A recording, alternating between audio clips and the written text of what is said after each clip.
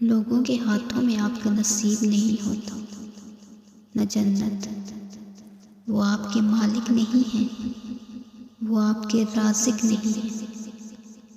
انہوں نے آپ کو تخلیق نہیں کیا ہے، سو انہیں اس بات کی اجازت ہی کیوں دی جائے کہ وہ آپ کے اندر مایوسی کا زہر بھر دے، آپ سے آپ کے خواب چھین لیں، آپ کو آپ کی اپنی ہی نظروں میں بے وقت گرا دے۔